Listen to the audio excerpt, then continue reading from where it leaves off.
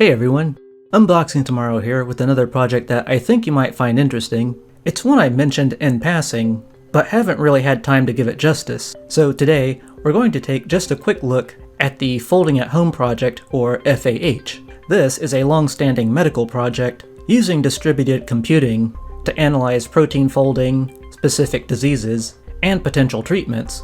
To take part, the basic idea is that you take your existing computer, be it a Windows, Mac OS, or Linux machine, and when you aren't using it, the FAH client application will retrieve digital assignments called work units from the FAH cluster. I've tested this out on Ubuntu 18.04, 19.10, and the latest long-term support version, including virtual machines, and the Folding at Home application runs very smoothly in the background. Essentially, you just start it, leave your computer, and your CPU or GPU does the rest. And because I'm fairly confident that people who visit this blog have an interest in helping humanity in new ways, it's an easy and straightforward way to contribute to disease research without all the requisite coursework or large endowment.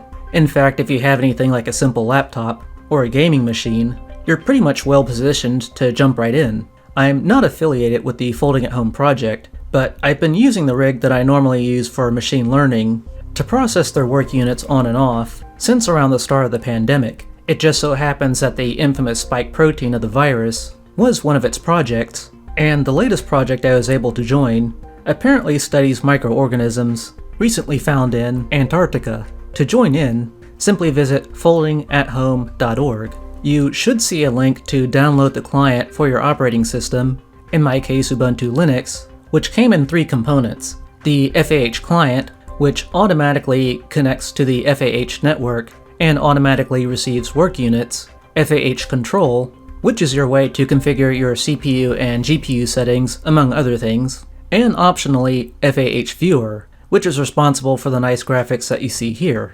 Optimizing the settings to get the most out of your resources is a bit tricky, but also well supported on the same website. Stay posted for more electronics, robotics, and communication systems, and as always, have a great day.